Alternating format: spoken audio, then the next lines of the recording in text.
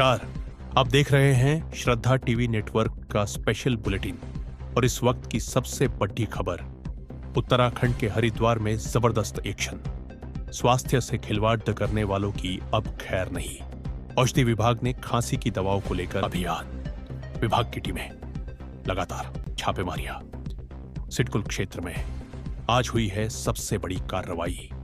वरिष्ठ drugs inspector Anita Bharti के नेतृत्व में टीम पहुंची मेट्रो हॉस्पिटैलिटी। ठीक सुन रहे हैं आप, मेट्रो हॉस्पिटैलिटी। यहां से लिए गए हैं 5 महत्वपूर्ण सैंपल।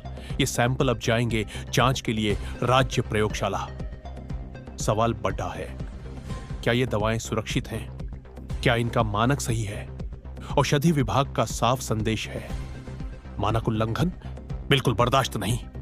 बिना लाइसेंस, बिना अनुमति बिक्री, नियमों के तहत होगी तत्काल और सख्त कार्रवाई।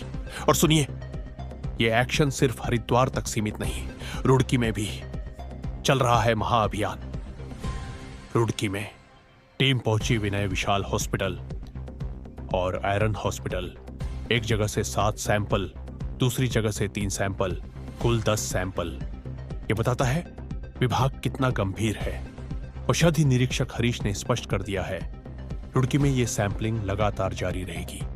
किसी भी हाल में घटिया गुणवत्ता की दवा बाजार में नहीं आने दी जाएगी। पूरे जनपद हरिद्वार से अब तक कुल 40 सैंपल भेजे जा चुके हैं जांच के लिए। 40। और जैसे ही रिपोर्ट्स आएंगी, अनीता भारती का ऐलान है, दोषी कंपनियां और दोषी प्रतिष्ठानों के विरुद्ध नियमों के अनुसार सबसे सख्त कार्रवाई होगी।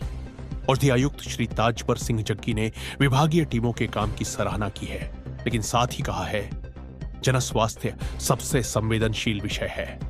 लापरवाही किसी भी स्तर पर बर्दाश्त नहीं की जाएगी।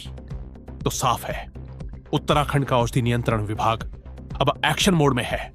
दवाओं की गुणवत्ता से कोई समझौता नहीं। हम दिखाएंगे हर खबर सबसे पहले। बने रहिए श्रद्धा टीवी नेटवर्क के साथ।